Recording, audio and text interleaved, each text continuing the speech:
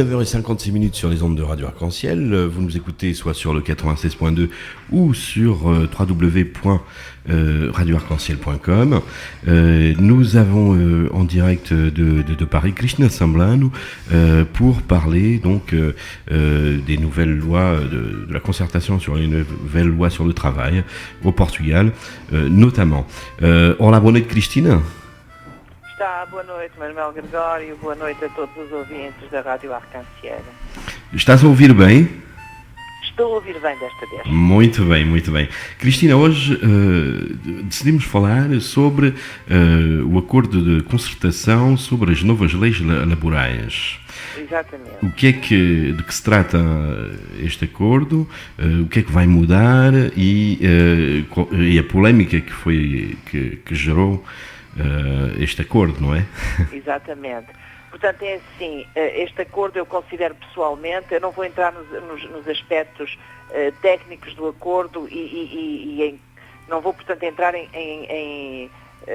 nos acordos, nas partes técnicas, quer dizer, nas partes mais concretas do acordo, mas nas linhas gerais dele, na medida em que nós não vamos ter tempo de discutir tudo, não é? Exatamente. Eu considero pessoalmente, vendo as grandes linhas deste acordo, que ele corresponde, aqui alguns já falaram, aqui alguns já se referiram, ao maior retrocesso no domínio social dos últimos 30 anos em Portugal. Portanto, o Governo, os patrões e a UGT, Confederação UGT, União Geral do Trabalho, chegaram a um acordo na concertação social na madrugada de 18 de janeiro.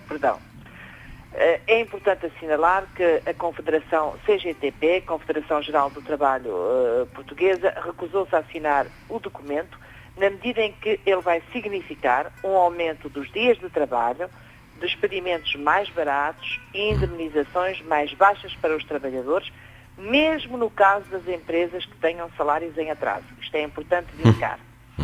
Este acordo vai alterar de maneira profunda a legislação laboral portuguesa e a CGTP diz um pouco aquilo que eu disse há bocado, que representa o maior retrocesso no enquadramento das relações de trabalho em Portugal. Ora bem, o que é que se passa grosso modo? Os dias de férias, vai haver supressão de 3 dias de férias. Os dias de férias em Portugal consagrados são 22, mas podem chegar a 25, segundo a assiduidade dos trabalhadores. Mas a assiduidade maior ou menor não modifica nada, vai haver uma quebra, uma diminuição de 3 dias de férias. Por outro lado, vai haver a supressão de 4 feriados, normalmente 2 feriados civis e 2 feriados religiosos. Os feriados religiosos tendo sido negociados com a Igreja Católica. Portanto, ainda não se sabe exatamente quais são, mas vai haver 4 feriados. Vai haver a introdução de um banco de horas para garantir horas extraordinárias grátis às empresas. Esse banco de horas vai ser gerido de acordo com as necessidades da empresa, não tendo em conta as necessidades do trabalhador, mas só de acordo com as necessidades da empresa. Esse banco de horas pode ir até ao limite de 200 horas anuais nos casos que são abrangidos pela contratação coletiva, ou então até às 150 horas nos contratos individuais de trabalho, quer dizer, nas empresas onde não há concertação coletiva, onde não há acordos coletivos de trabalho. As horas extraordinárias também vão ficar mais baratas para os empregadores, quer dizer, para além deste banco de horas extraordinárias que vão ser pagas como horas normais, as horas extraordinárias propriamente ditas vão ficar mais baratas para os empregadores, portanto, os trabalhadores vão receber um salário menor.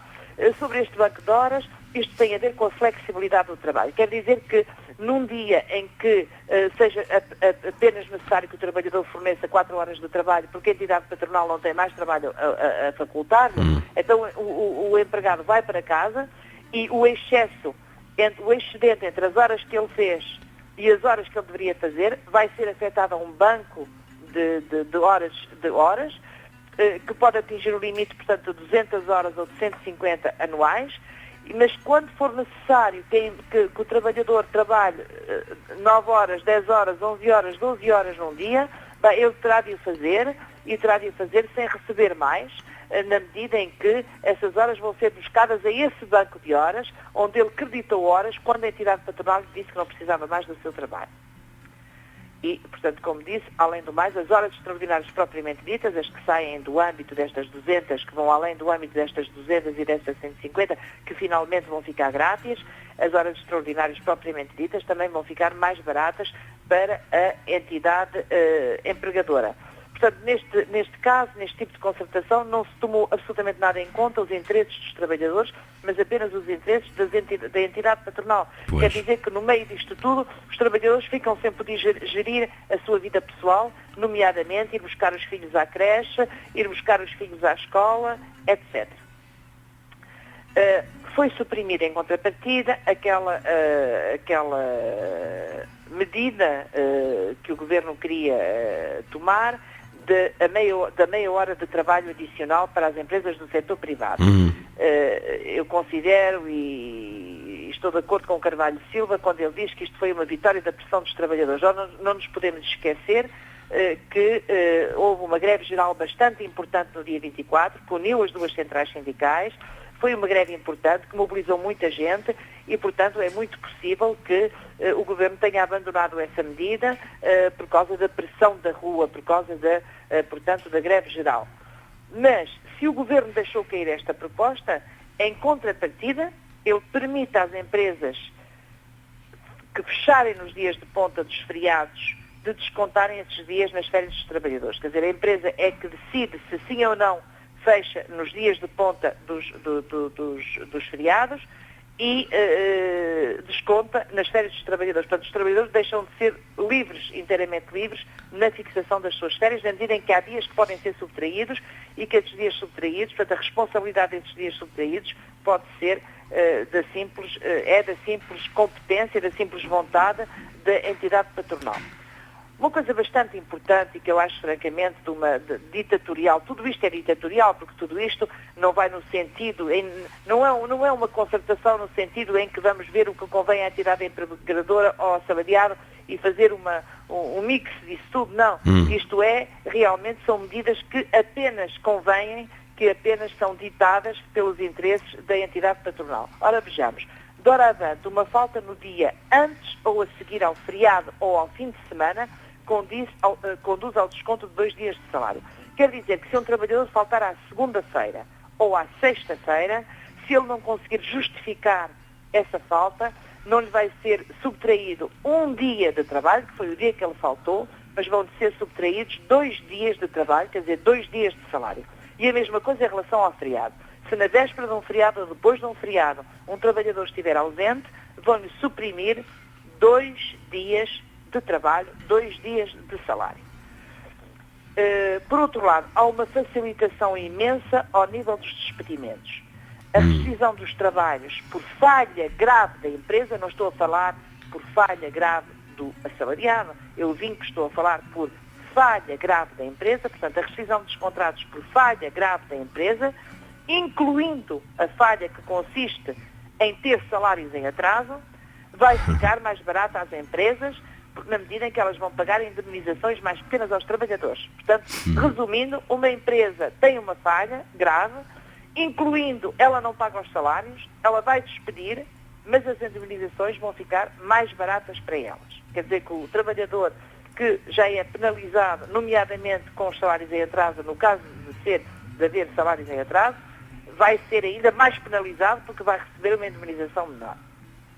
Depois, havia uma proposta que o Governo falava há bastante tempo, uma proposta patrocinada pelo Governo, que queria facilitar o despedimento por inadaptação. O despedimento por inadaptação que vai permitindo que a redução da qualidade do trabalho seja entendida como justa causa para acabar um contrato. Portanto, tudo isto nós estamos aqui e vai cortar as indemnizações por despedimento aos antigos contratos, estabelecendo um teto de 12 meses de salário. Mas, enfim, o que quer dizer isto, o despedimento por inadaptação? O despedimento por inadaptação pode, inclusivamente, significar o facto de o trabalhador não ter fixado os objetivos, não ter respeitado os objetivos. Ora, nós todos sabemos como é que são negociados os objetivos. Eles são negociados com os trabalhadores, eles aceitam esses objetivos e a força está de que lado? Está do lado da entidade empregadora ou está do lado dos assalariados? Será que os assalariados, com medo do desemprego, eles vão aceitar não fazer as horas que lhe pedem, eles vão aceitar dizer que não aceitam os objetivos, sabendo os riscos que podem incorrer? Portanto, estamos num jogo, estamos numa relação de forças que não é absolutamente nada em favor do assalariado, que é apenas em favor da entidade patronal. Portanto, as indemnizações de despedimento são também cortadas e, no meio de tudo isto, portanto, nós temos de considerar que esta assinatura, portanto, este contrato de concertação social foi assinado pela UGT, pela União Geral dos Trabalhadores, o sindicato UGT, mas que não foi na sua globalidade, na medida em que houve, para já, o sindicato dos transportes afeta a UGT, que recusou-se a assinar este contrato, e segundo eu li, mas ainda não tenho precisões sobre isso, houve outros setores da UGT que recusaram assinar este contrato. Qual é a filosofia disto? Porque se tomam estas medidas todas de retrocesso no que diz respeito aos direitos dos trabalhadores, há uma razão para isso. Qual a razão?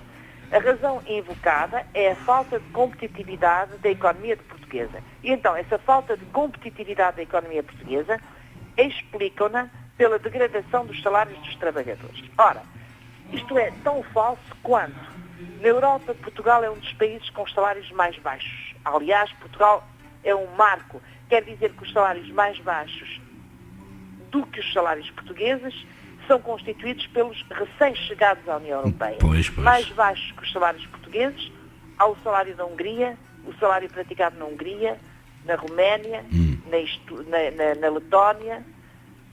A partir daí temos, logo a seguir a Portugal, temos o salário mínimo na Hungria dá à volta de 300 e tal euros, o nosso é de 485.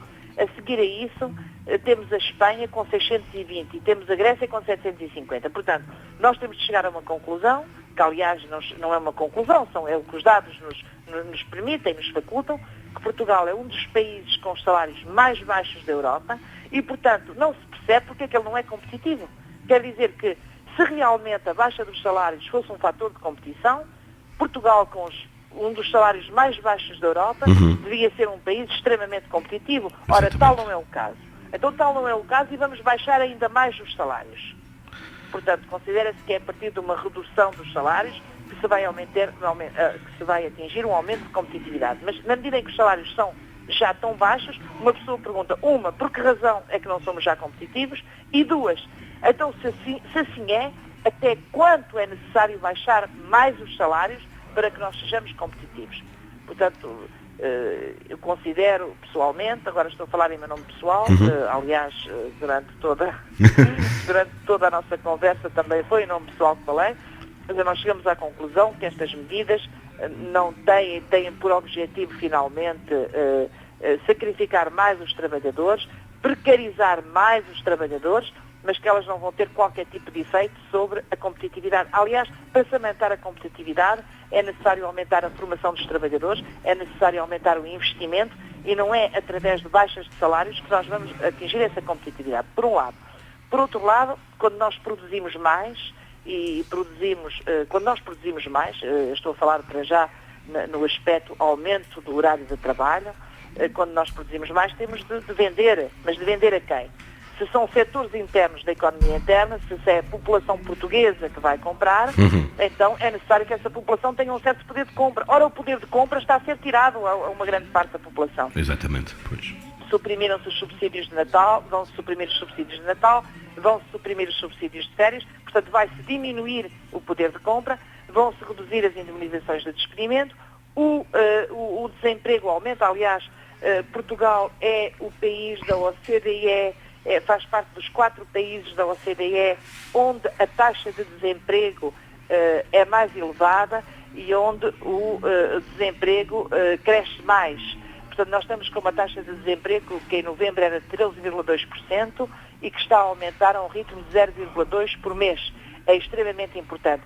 E está avaliado que nos 3 anos de execução do programa da Troika, Portugal vai perder 168 mil empregos. Portanto, precariza-se a população, diminui-se o rendimento da população através dos subsídios de férias, através do subsídio de Natal, e indiretamente, através do aumento do IVA, que, por exemplo, na eletricidade e no gás passa de 6% para 23%, através do aumento das taxas moderadoras. Portanto, está-se a tirar poder de compra à população, logo está-se a diminuir o consumo, logo está-se a aumentar as dificuldades das empresas e as falências das empresas, e aí aumentar o despedimento, e, portanto, aumentar o despedimento, a diminuir o poder de compra. Portanto, eu não vejo em que é que isto pode aumentar a competitividade. Bom, aqui neste caso, quando se fala de competitividade, não se está a falar ao nível interno, está-se a falar ao nível externo. Mas é assim, tendo em conta a estrutura das nossas exportações e tendo em conta a estrutura das nossas exportações, há sempre países cuja mão de obra é mais barata do que a nossa. Por exemplo, da China, o Paquistão e a Índia. Será que nós queremos fazer com que os nossos salários sejam iguais aos salários da China? Uma. Duas, nós exportamos fundamentalmente por enquanto para a Europa. A Europa, que ela própria está em crise, está em recessão. Será que nós vamos ter quem nos compre os produtos que nós vamos fabricar a mais, aumentando o tempo de trabalho? Pois é. Cristina, uma pergunta se permitires. Até aqui tomou-se muita vez o exemplo dos países nórdicos ou da Alemanha, em que, pois, como modelo para a economia, para o trabalho, etc. e tal, com formação, são países em que há há flexibilidade, como se diz, mas também há formação para os empregados, há salários altos, aliás, na Alemanha, nos países nórdicos. Acho que então deixou-se de tomar como exemplo os países nórdicos. Não, eu não misturaria muito a Alemanha com os países nórdicos, tipo Suécia, Dinamarca, etc., pela simples razão que a Alemanha fez suportar imensos sacrifícios aos trabalhadores quando foi da integração, portanto, da queda do muro e da integração da Alemanha de Leste. Portanto, o contrato social com os trabalhadores implicou congelamentos de salários, ou mesmo diminuições de salários, portanto foi extremamente complicado. A integração foi algo de bastante caro para os outros países europeus. Eu devo dizer que todos os outros países europeus pagaram a integração à Alemanha, todos nós contribuímos, inclusivamente Portugal, a Grécia, a Espanha, todos nós contribuímos para isso. Exatamente. Mas também os trabalhadores alemães pagaram também uma parte. Agora, nós não podemos comparar a Alemanha que é um país que tem uma certa indústria e que se especializou num certo tipo de indústria que nós não temos. Nós somos um país mais ou menos desindustrializado, não é? Portanto, a produção industrial da Alemanha é uma produção que não tem concorrência nos outros países. E, portanto, isso também explica que a Alemanha consiga safar-se, entre aspas, através da exportação. Mas nós não podemos esquecer que o comércio europeu é fundamentalmente um comércio intra-europeu. A Europa comercia no interior das suas fronteiras fundamentalmente, a 80% atualmente. E, por conseguinte, se a Alemanha tem excedentes, ela tem esses excedentes graças aos déficits dos outros. Pois. Portanto, não há milagres. É verdade que a Alemanha tem estado agora a diversificar as suas exportações, e nomeadamente a exportar para a China, mas globalmente, atualmente, os déficits da Alemanha devem-se aos déficits dos outros países. Cristina, são 20 horas e 14 minutos aqui nas ondas da Rádio Arco-Íris. Estou a dizer que são 20 horas e 14 minutos aqui nas ondas da Rádio Arco-Íris. Vamos ter de terminar esta conversa, porque é tempo. Daqui a pouco entra no ar outro programa. Sim, senhor. É só para dizer, portanto, lançar no ar que há agora as duas centrais sindicais que estavam unidas no dia 24 de novembro para uma greve geral. Agora há um certo tipo de conflitos, nomeadamente, é verdade que esta assinatura por um sindicato pela UGT deste acordo cai muito mal, e aliás o antigo secretário-geral da UGT disse que o assinar este acordo pela UGT significava o suicídio deste sindicato dos trabalhadores. Aliás, já vi na internet que pessoas afiliadas à UGT estão a mandar